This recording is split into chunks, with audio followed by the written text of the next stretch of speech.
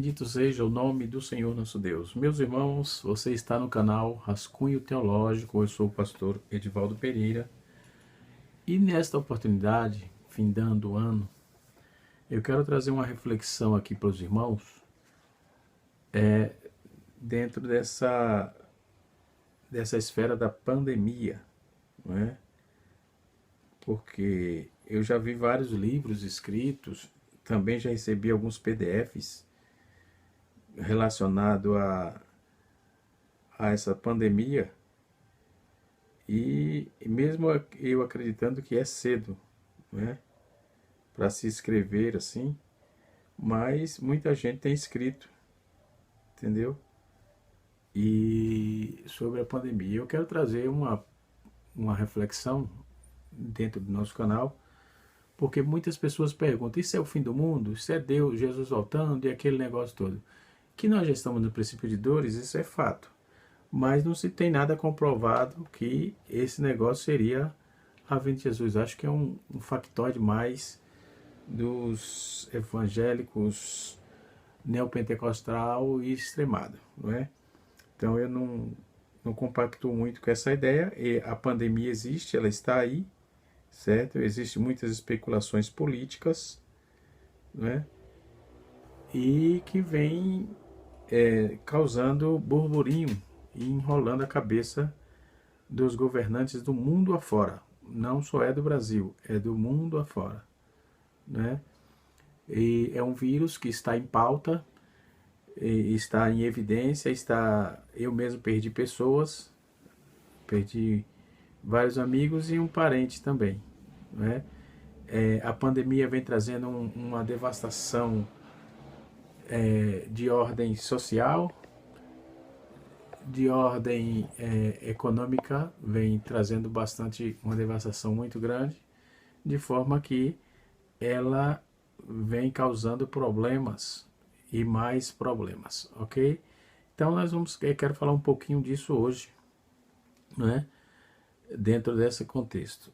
Primeiro, eu quero falar aqui com os irmãos sobre 5 maiores pandemias que mudaram a história da humanidade, dos seres humanos, né? A pandemia, nós temos aí vários infectologistas, vários profissionais. Gosto muito de atentar para os profissionais que não têm lado partidário, lados políticos, né? E, enfim, de forma que no nosso país a pandemia virou política, né? Existe estado, exemplo do nosso estado, que tudo que se faz é em nome de, né? Em nome da pandemia, para politizar as coisas.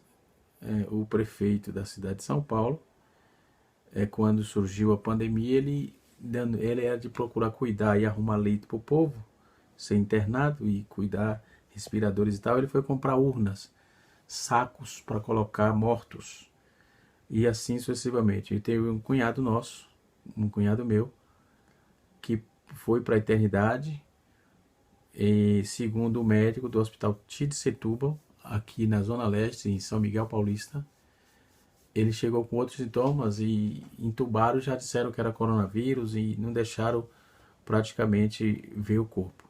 Meu sobrinho foi identificar o corpo, os meus sobrinhos, os filhos dele, e quase não viram o pai. Tiveram só 10 minutos aqui no cemitério para poder ver só uma parte do rosto, porque ele estava naquele saco vedado, enfim. E outros casos que a gente sabe que é mais político, né? Se não tem a dúvida, esse tipo de problema, os políticos se enrolaram todinho e eles acabaram se perdendo na história, né? Então, o que traz essa questão aí? Essas 5 maiores pandemias, eu quero trabalhar com vocês aqui. Esse vídeo vai ser um dos mais curtos que eu já gravei aqui, porque eu não sou médico, não sou infectologista, só quero trazer aqui alguns esclarecimentos e responder algumas pessoas que me perguntam com respeito a essa questão e a fé. Irmãos, nós estamos sobre a lei do país, a igreja não foi arrebatada, a igreja continua na terra. E alguém diz assim: Na nossa congregação mesmo tinha irmão que desafiava o pastor, o senhor não é pastor? Cadê? Para que máscara? Para que isso? E aquele camarada pegou coronavírus. O coronavírus, Covid-19, afetou ele e ele ficou muito ruim, né? Muito ruim. Aqui em Guarulhos, na cidade que eu moro, foi montado aquele hospital de campanha, que se chama, né? Que atendia só os pacientes de Covid e fazia os testes tudo aqui. Ele foi atendido lá e ficou lá um tempo, né? Uns dias. É aquele mesmo que desafiava. Ora, esses exorcistas que a gente vê da fé, os homens que faz a campanha, agora em janeiro começa, 12 dias de clamor para 12 meses de bênção. Onde é que estão as bênçãos quando chegou o coronavírus, né? Então podemos ver que isso é mais um estereótipo de os pentecostais aloprados, né? Porque a igreja não pode viver de campanha. A igreja vive de glória em glória. E a Bíblia diz que temos que orar sempre e nunca desvanecer. Quando você vê esse tipo de chamada, essa igreja está fora da comunhão de Cristo. Ela quer ter um holofote e alguém quer aparecer dentro disso. Quem ganha com isso é os pregoeiros, né? Os exacerbados, né? Que pregam as suas mensagens estereotipadas, sem nenhum contexto bíblico, teológico, científico, racional, não é? E que diz que vai jogar para cima, que joga isso para lá, não sei o que. Parece mais uma academia, levanta e senta, enfim. Mas quando eu não vi ninguém chamando alguém para esses estereotipados, chamar alguém na frente para orar para curar de Covid-19. Pelo contrário, quando uma pessoa fica com testado positivo, é recomendado pelas autoridades competentes, as autoridades de saúde competentes, para que se reclusa, né? Para que essa pessoa fique reclusa e durante de 14 a 15 dias, né? Para que passem os sintomas e essa pessoa se restabeleça. Toma os remédios devidos e assim sucessivamente. Nos dias atuais, nós ouvimos falar no noticiário o tempo todo, os governantes mentindo o tempo todo, com respeito, brigando pela vacina. Não existe vacina pronta ainda, existe vacina em teste. É o que ouvimos falar dos especialistas. Mas, antes de voltar a falar disso, nós vamos ver que esse coronavírus, o Covid-19, é um desafio para muitos, né? Muitos aproveitaram para roubar muitos políticos, isso vai estar vindo à tona e vai vir mais ainda. Já tem aí uma investigação chamada Covidão, não é? Em que muitos se aproveitando da desgraça alheia, né? Na verdade, isso não é alheio, isso é de todos nós. O cuidado, a precaução não é a lei, é de todos nós. Não é? Então, nós vamos ver aí que antes de acontecer isso, aconteceu várias outras, mas eu quero citar aqui 5. Nós vamos ver a peste bubônica também, que se deu aí, foi causada por uma bactéria, né, Yersinia pestis, e pode ser disseminada aí pelo contato de pulgas e roedores, né, que eram infectados. Seus sintomas incluíam inchaço nos gânglios, nos gânglios linfáticos da virilha, na axila, no pescoço, e outros sinais são febres, calafrios, dor de cabeça, fadiga, dores musculares. Então a doença historicamente é considerada historicamente a causadora da peste negra, né, que assolou a Espanha, matou muita gente, né, assolou a Europa lá nos idos séculos XIV, matando cerca de 75 milhões, né, de pessoas. E 200 pessoas da antiga Eurásia, por exemplo, no total aí a praga acabou produzindo atingindo a população mundial de 450 milhões de pessoas. E assim sucessivamente. Depois disso veio a varíola. Varíola é uma doença que atormentou a humanidade por mais de 3.000 anos, né? Desde Faraó no Egito, o Ramsés II, a Rainha Maria da Inglaterra, o rei Luís XV da França, tiveram a temida bexiga, né, como se chamava, né? Então é um vírus antropovírus, ou seja, variolae, que era transmitido aí de pessoas para pessoa por meio de vias respiratórias, né? Então esse sintoma era febre, seguido de erupção de garganta, na boca e no rosto, enfim. Infelizmente a varíola foi erradicada do planeta Terra nos anos de 1980, nos idos de 1980, após uma campanha de vacinação em massa. Depois disso surgiu a cólera, né? Sua primeira epidemia global em 1817, que matou centenas de milhares de pessoas, né?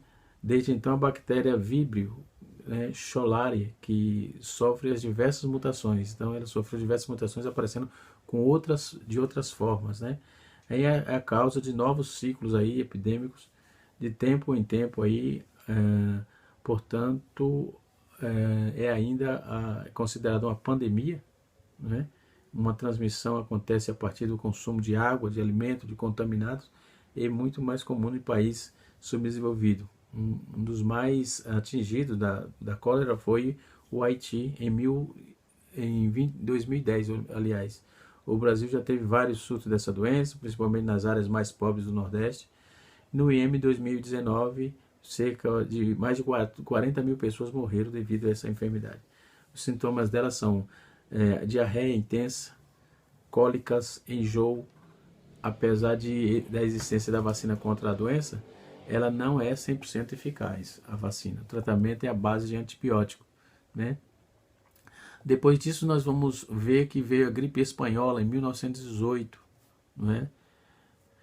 A gripe espanhola, ela acredita-se que ela matou de 40 a 50 milhões de pessoas que morreram dessa pandemia, causada por um subtipo de vírus chamado vírus influenza. De mais de quarto da população mundial da época foi infectada, e até então o presidente do Brasil, Rodrigues Alves, morreu da doença também em 1919, né? O vírus veio da Europa e abortou em navio de Demerara, por exemplo, no transatlântico, e desembarcou passageiros infectados lá em Recife, Salvador, Rio de Janeiro, né? E os sintomas da doença eram muito parecidos com outros do atual coronavírus, ou SARS-CoV-2, né? E não existia cura. Em São Paulo, a população foi atrás de remédio caseiro, foi feito com cachaça, limão de mel, e de acordo com o Instituto Brasileiro da Cachaça, por exemplo, foi essa receita supostamente terapêutica, foi dessa receita que nasceu a chamada caipirinha, né? O brasileiro, como sempre, aproveita para tirar uma casquinha da situação.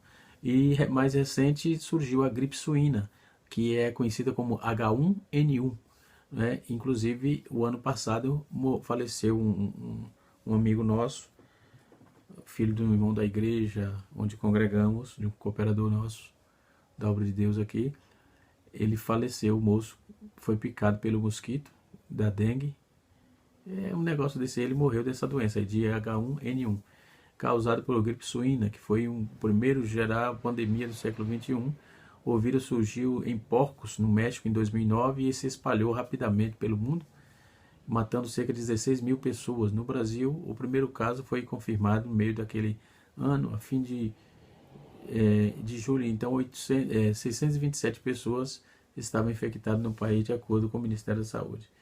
E assim sucessivamente. Então, trazendo um breve relato dessa situação da pandemia, muitos irmãos ficam acreditando e até estão pregando que é a volta de Jesus e aquilo outro. Meu irmão, os princípios de dores foi Jesus que falou e já estava acontecendo nos tempos deles, né? Então, já esse ano 2020, no final de 2019 para 2020, as autoridades da OMS não divulgaram, mas já estava em pauta, não bloquear o Carnaval, que é uma festa popular que se comemora a festa da carne, como se dizem. E aí, em 1920, tem marcado aí pelo enfrentamento da Covid-19, onde muitos não têm religião, não têm dinheiro, não têm posição social nenhuma que venha conter a Covid-19. Não é? É um vírus que pega a todos. Logo, ainda desde quando surgiu, ainda agora tem um conflito político, que a gente percebe que é político, um fecha e tranca a rua danado, fecha aqui, apaga ali, o povo já não obedece mais, porque nota-se que alguém quer tirar proveito dessas situações, né? Então, a pandemia ela teve início na China, que foi comunicado oficialmente no dia 31 de dezembro de 2019, e aí ela assola para diferentes países do mundo, o Brasil, desde 26 de fevereiro. Na verdade, eu saí daqui de São Paulo, fiz uma viagem para o estado da Bahia, eu saí daqui dia 12, né? E no dia 15 já se proliferava isso aí. Eu tive que retornar no dia 20, porque a Covid-19 já estava proliferando, principalmente na região que eu ia, que era a região de Porto Seguro, a Costa do Descobrimento, que eu ia estar fazendo um trabalho missionário lá junto com o pastor daquele campo, o pastor Gilvan. Deus abençoe a sua vida, um abraço ao senhor. E a irmã Cláudia ali, nós íamos fazer um trabalho, já era a segunda vez que eu voltaria, mas devido à Covid-19 nós tivemos que voltar, né? Então aí quando foi oficialmente o primeiro caso, em 26 de fevereiro, o primeiro caso que o Ministério da Saúde contabilizou, tem sido um número de morte alarmante, né? É claro que tem muita gente brincando com isso, principalmente a autoridade de saúde, porque conheço pessoas que morreu de ataque cardíaco, morreu de infarto agudo no miocárdio, outros dormiram e não acordaram, não é? E quiseram colocar isso na conta do Covid-19. São pessoas que eu conheço, não foi ninguém que me disse, não foi a reportagem que falou. São pessoas que eu tive a oportunidade de pastorear, que eles tiveram a oportunidade também de cooperar conosco, e acabou indo para a eternidade por dormir e não acordar. Um outro irmão teve problema no coração, teve um infarto agudo do miocárdio e foi fatal. Ele acabou falecendo, também já estava de idade, e quiseram colocar isso na conta do Covid. Então, lendo um pouco um comentário de Lilia Schwarzker, no caso, uma historiadora, a Covid-19 é um marco para o que a humanidade esperava aí para registrar a forma da experiência marcante, não simplesmente o evento cronológico, a fim do século XX, né, mas a entrada do século XXI. Essa historiadora ela escreve isso em um livro que escreveu agora, saiu pela Novos Séculos, né, e ela registrou isso no livro, entendeu? Então, para a historiadora, o século XX foi um período de grande desenvolvimento tecnológico, mas agora a pandemia mostra esses limites. Até no campo da fé, muita gente estavam abusando de muita coisa, teve que ficar todo mundo enclausurado. Igrejas fecharam, aí você vê que a diferença aqui, o que nós estávamos falando, segundo os especialistas, é preciso acompanhar melhor o desdobramento da pandemia nos diferentes setores da vida humana, na ciência, na economia, na política, na cultura, na vida social, na vida religiosa. Conforme eu falei, as igrejas fecharam. Eu vi muita gente que, por exemplo, eu não parei de cultuar, fazia culto em casa, não é? Não sou muito de acompanhar lives, teve muitas pantomimas nessas lives que fizeram aí, muitos pregadores falando lorota, não é? Mas nós tivemos ceia, tivemos o nosso momento de comunhão com Deus, porque a igreja não é no templo, a igreja é a mim, é você. É possível ter igreja sem templo? Sim, 100%. Não é? É possível 100%. E a pandemia veio provar isso aí. Então, para confirmar que não que a teoria certa da religiosidade, por exemplo, para confirmar essa teoria, o certo é que em meio à pandemia Covid-19 observa-se profundas mudanças de comportamento humano dos brasileiros, procedimentos institucionais de empresa. Agora se passou a usar máscara, e isso vai ficar por muito tempo. Alguns analistas até observam isso, até se erradicar esse vírus, né? Assim como nas práticas pastorais, nas igrejas, nesse período crítico de saúde pública. Então, compreender o impacto dessas mudanças na prática pastoral, na prática de pastor, como pastorear, entendeu? Isso é um fator muito importante e preponderante. Então é importante para a teologia pastoral, o setor da teologia, articular aí a correlação da fé, evangelho e a realidade cotidiana. E isso é um fator importante. Seria esta uma matéria de praxes, né? Uma matéria de praxes ou da prática pastoral, nas ações internas da igreja, nas ações externas, nas correlação da sociedade, entendeu? E é claro que algumas igrejas têm um modo diferente de uma da outra, enfim, mas o cuidado deve ser de todos, e é único para todos, né? Então, pensar de novas formas de ação, de pastorear, como cuidar dos membros sem estar muito se aproximando, sem estar aquela questão de abraço, os crentes gostam desses afagos, né?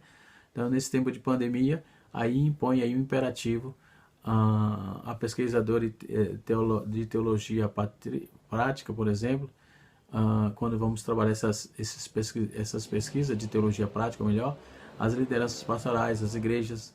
Então, nesse sentido, podemos ver que faz um percurso de exercício metodológico, privilegiando como objetivo de estudo da igreja, da tradição protestante, enfim, a fim de trazer uma nova, se adaptar a essa situação de anomalia, né, ou anômala, né, que se abateu sobre o mundo. Então, mas as igrejas, os pastores têm que fazer o seu trabalho, têm que pastorear, né? Então, o presente artigo aí, nesse artigo que estou trazendo para vocês, podemos ver que essa veio trazer uma visão da igreja e trazer um pouco de uma visão dentro da tradição protestante, né? Que vem trazendo aí uma nova roupagem. Então, dentro dessas áreas, que é chamada de áreas correlatas, pesquisas sobre temas, a área da teologia pastoral ainda não estão em curso, ainda estão em curso, por exemplo, não pode parar, é a única que não parou, deduzo, não é? Mesmo sem afago, sem aquelas visitas pessoais, mas precisa ser ligar, tem o telefone, tem as redes sociais que você pode estar se comunicando com os irmãos, e assim sucessivamente, vendo as necessidades, atendendo na medida possível, principalmente a área social da igreja, né? Para que possamos atender melhor os nossos irmãos que está nas congregações e assim sucessivamente. Então tem como fazer, dá para fazer, e assim sucessivamente. Nós não vamos precisar de meios políticos para fazer isso. São praxes pastorais que tem que ser aplicada a isso, entendeu? Então é uma reflexão importante. Outros querem taxar isso como a volta de Jesus, é uma coisa que não tem nada a ver uma coisa com a outra. Isso se abateu sobre o mundo, é um fato e precisamos cuidar, né?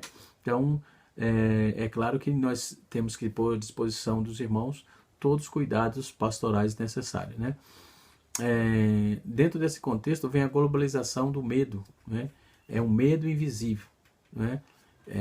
O mundo globalizado tem sido marcado aí por não só pela interação de povos, países, né, na escala mundial, em seus diferentes setores. Então, não tem ditador, não tem modo de governo, todos estão sendo atingidos, né? Dentro da área social, cultural, política, econômica, né? E epistemológico dessa situação, e os setores tecnológicos, religiosos, né? Que também vem trazendo aí, vem se abatendo aí pela socialização do medo, né?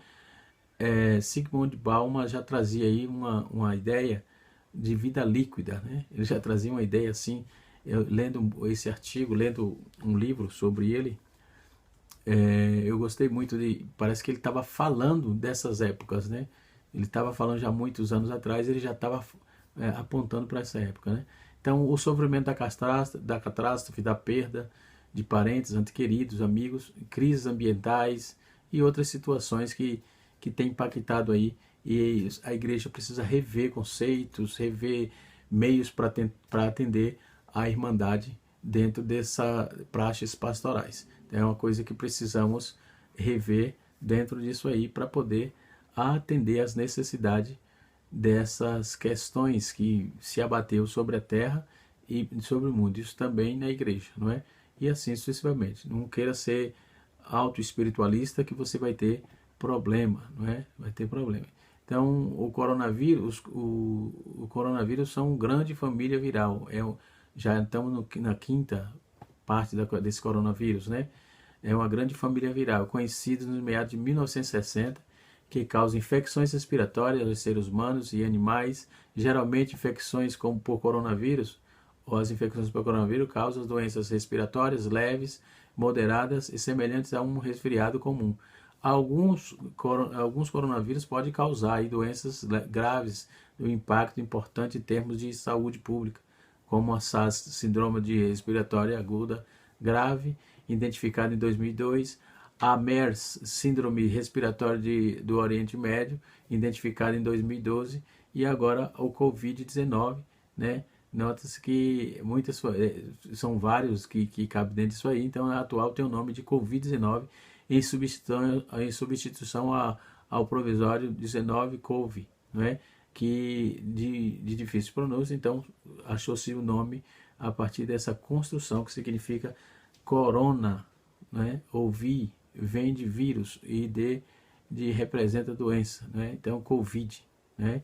Covid significa corona, V de vem, vírus, e o D de doença, né? Então traz aí Covid-19, o número 19 indica aí o ano da aparição dessa anomalia, não é? Espero poder ter ajudado no esclarecimento e tirar alguns mitos dentro desse, porque o pessoal costuma espiritualizar tudo, costuma tudo colocar no colo da escatologia, e não é bem assim, ok? Precisamos ter um pouco mais de informação acerca disso e tirar o nosso foco, colocar o nosso foco em Cristo e colocar nos cuidados das práticas pastorais, ok? Que é também chamado de teologia prática, né? A pastoral em tempo de crise, momento de ressignificação, ou seja, preciso rever coisas, rever termos e modos, métodos de trabalho para poder atender, né? E assim sucessivamente. Deus abençoe a todos e até a próxima, se Deus assim nos permitir. Um abraço.